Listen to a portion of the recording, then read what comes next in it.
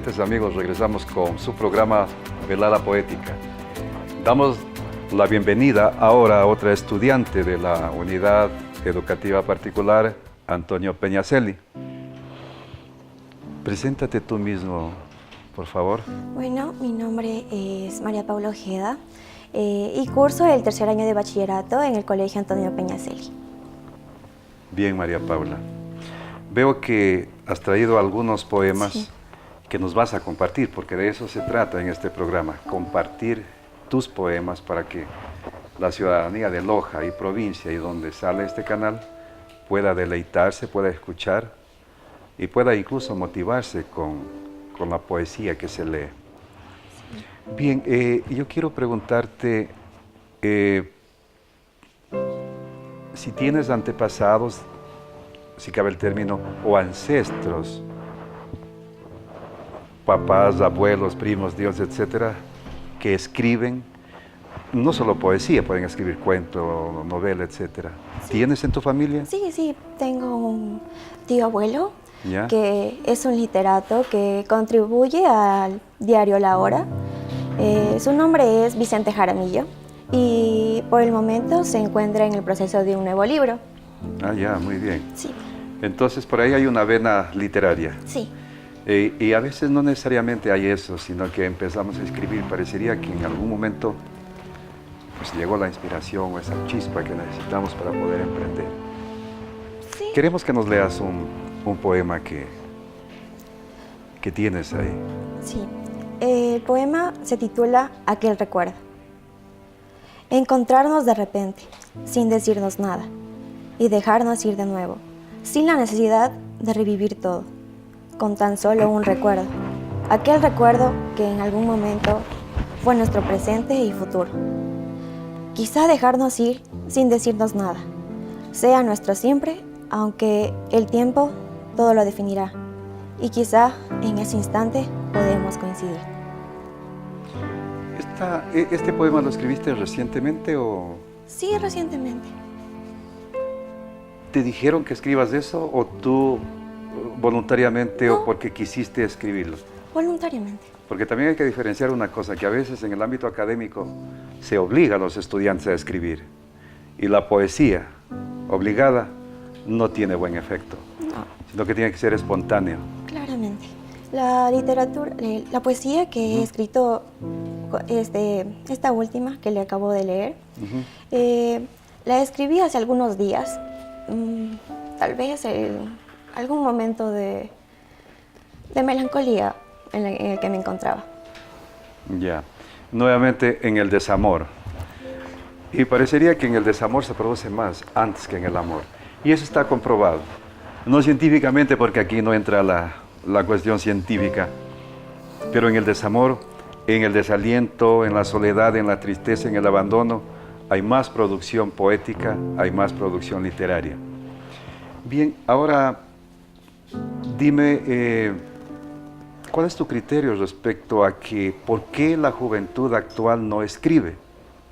Y esto lo puedo afirmar porque yo soy maestro también de nivel medio y yo percibo eso. En mi opinión, la juventud de ahora es muy probable que no escriba porque no tiene esa cultura o esa enseñanza, Ya. por ejemplo, desde la casa o, por ejemplo, desde la escuela. No les incentivan a escribir. Por ejemplo, en mi caso, desde la escuela, desde mi infancia, me han cultivado esa semilla de escribir. Ya, hermoso. Y de hecho, voy a pedir que al final me dejes tus poemas de igual forma a las otras chicas porque uno de los objetivos también, y que lo vamos a cumplir, es que al finalizar el primer año de este programa, vamos a publicar una antología poética con todos los trabajos de los invitados que han estado en este estudio. Entonces, yo voy a pedir que al final me dejen esos trabajos. Ahora, hay una circunstancia muy clara en la actualidad, y lo digo porque estoy inmerso dentro del asunto poético también. Igualmente recurriste al verso libre, Sí. ¿sí? ¿No te sientes bien? ¿Has probado, has escrito dentro de la otra vertiente del clasicismo? ¿De Sí, la rima? de la ¿Lo rima, has hecho? sí. De la, ¿cómo es? Del poema con métrica. Exactamente, sí. Exactamente. Sí, Sí, sí. sí ¿Has he escrito escrito? algunos poemas. Ya. Pero la verdad es que es muy complicado a veces buscar las palabras para que puedan rimar o puedan expresar lo que sentimos los jóvenes utilizando esas reglas. Claro, y eso tiene una explicación. No sé si nos falta a nosotros como docentes enfocar en que no es complicado.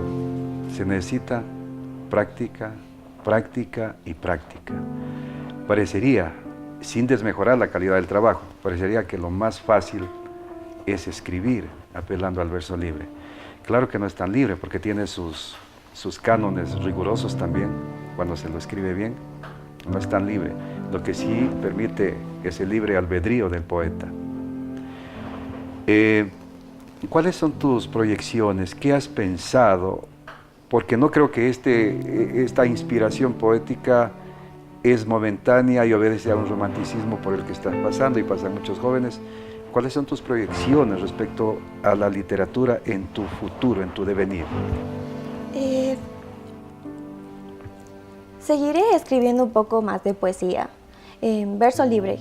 Ya, muy bien. Tal vez escribiendo poesía en verso libre me siento un poco más cómoda. Ah, ya, perfecto. Tú lo has dicho. Si eso te hace sentir bien y te presta comodidad, sigue escribiendo en verso libre y cada día tus trabajos irán mejorando mucho más.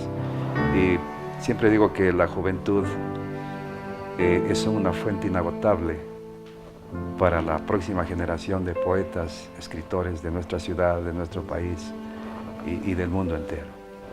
Léenos, por favor, otro poema. Con gusto. Este se titula Caos. Todos en algún momento fuimos el villano en una historia de amor y a veces solamente la tormenta. Aquella tormenta perfecta en la vida de una persona que está llena de caos.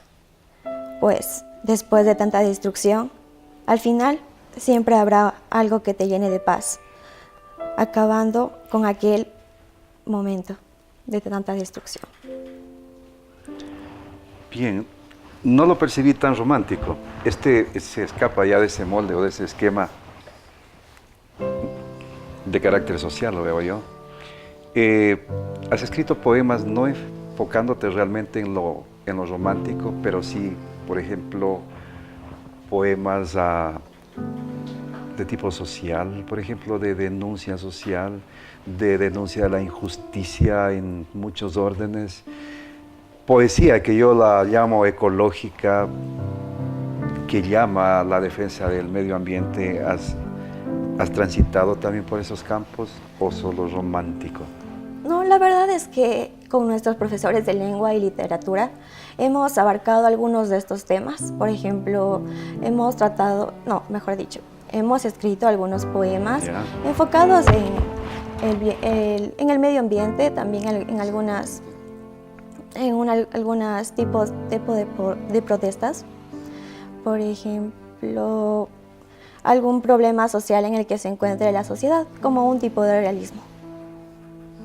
Realismo. Bien, yo cuando lo tenga ya organizado, voy a invitar a todos quienes estuvieron en su momento aquí, porque voy a organizar un recital poético. Lo vamos a hacer en el Teatro Bolívar. Se determinará el mes y la fecha, con el propósito de que todos, aparte de la difusión que estamos haciendo aquí en este canal, es a través de otros escenarios para que la ciudadanía conozca quiénes están escribiendo. Porque si, reitero, no hay difusión, ¿cómo conocen el pensamiento de los nuevos poetas? Si no hay esos espacios de difusión. Y en esto sí yo debo manifestar que las instituciones, municipio, prefectura, los ministerios, las universidades, los colegios, deben cumplir un rol más activo en este tipo de actividades literarias. Alguien dijo, la literatura no da para comer. Es verdad, pero por lo menos cumple otros objetivos, que es de la satisfacción estética, el gusto por escribir y el camino para podernos entender con nuestros semejantes. Es a través de la palabra, a través de la poesía. Reitero la invitación, yo haré llegar formalmente a la institución cuando lo tenga ya programado, para que participen del recital poético. Y hasta aquella fecha supongo que ustedes tendrán nuevas creaciones poéticas. Sí. Léenos, por favor, otro trabajo tuyo. Este se titula El Olvido. También es un poema de verso libre. Ya, y el título El Olvido. Rápidamente pensé, ¿te olvidó alguien? No, la verdad no. Entonces tú lo escribiste por... ¿Cuál fue la motivación para escribir El Olvido? La motivación tal vez puede que haya sido un momento en el que mi subconsciente quiso poder expresarse. O sea, no necesariamente es autobiográfico. No. No, vamos a escuchar El Olvido.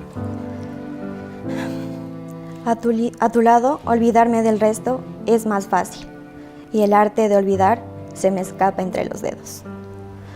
Pues el más simple recuerdo que tengo de aquellas tardes en las que contemplábamos a la estrella del alba morir lentamente en el oscuro manto de la noche, me devuelve a esta realidad tan infame en la que me encuentro. Tú dijiste el arte de olvidar. Tú lo concibes como arte, el olvido. Explícanos un poquito eso. Escuché eso. Sí, lo dije, el arte de olvidar. Prácticamente es como que a veces a las personas se nos hace mucho más fácil olvidar que recordar. Ya. Entonces hay diferentes tipos de olvido, ¿verdad? Que causan diferentes emociones o sensaciones. Y puede ser que algún olvido cause libertad o provoque libertad. Pero bueno, esas son tus palabras. Léenos otro, por favor, si es que tienes. No, la verdad es que... Ok, no hay ningún problema. Ahora, conversemos un poco respecto a tus referentes literarios, obviamente, tus referentes poéticos. ¿De qué poesía, de quiénes has leído? He leído alguna poesía de mi profesor Wilson Castillo, que tiene un libro que se titula Luz Vela. También he leído un poco de Dolores Veintimilla, Medardo Ángel Silva, Mario Benedetti, que tal vez, no, mejor dicho, reitero que son algunos de los personajes que me inspiran a escribir. Dolores Veintimilla de Galindo, claro, muy romántica ella, y murió muy pronto. Bueno, lo importante es estar activo en la lectura, porque yo no concibo un poeta que no sea buen lector.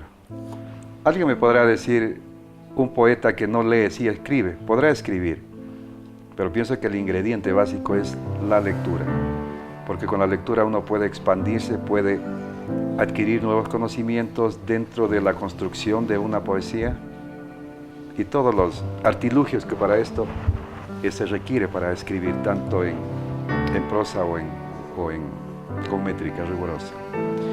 Bien, ahora cuéntanos, dentro de tus amigos, ¿existen más que escriben o tú eres la escritora? Porque así a veces suelen llamar, ¿verdad?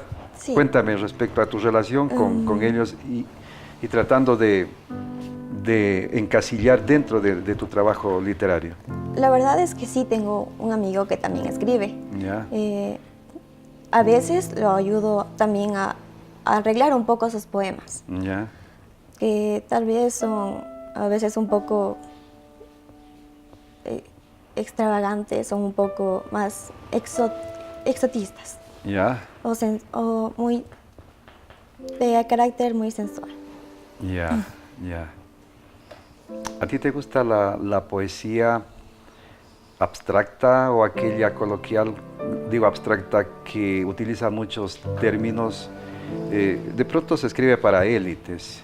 En tanto una poesía, que no necesariamente tiene que ser eso ni lo otro, pero poesía como la tuya, por ejemplo, se la entiende muy bien. ¿Te sientes identificada con ese estilo coloquial, diría yo, de poesía? Sí, sí me siento identificada con este tipo de poesía, pues creo que este tipo de poesía puede llegar a más personas.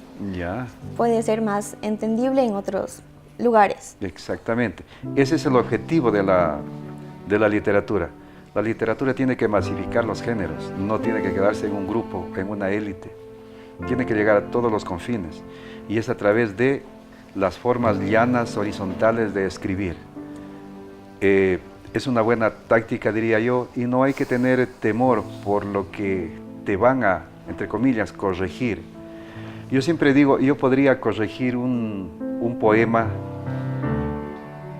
en la forma nada más, pero no en el contexto o en su parte íntima, digo yo, porque son las ideas del poeta, ¿sí? Podría haber una corrección sintáctica, ortográfica, y si escribes dentro del clasicismo podría ser que una sílaba poética no encaje, ese tipo de corrección, pero pues las ideas son del poeta, del que escribe. Por eso digo, nunca hay que tener temor de que mi trabajo sea leído y pueda ser desmenuzado, si cabe el término. Sí. Tus trabajos, ¿quiénes los han leído? ¿Quién te ha dicho, mira, aquí, por ejemplo, estás utilizando mal un adjetivo, por decirme? La verdad es que a veces mis profesores de lengua a veces han leído mis trabajos. Ya. Y algunos de mis amigos también. Ya. Pero tal vez sí me han ayudado un poco a corregir ciertos adjetivos que he utilizado en mis poemas. Ya, perfecto. Ahora, dentro de la tarea docente, digo, hay que tener mucho tino en no destruir las ideas o derrumbarlas.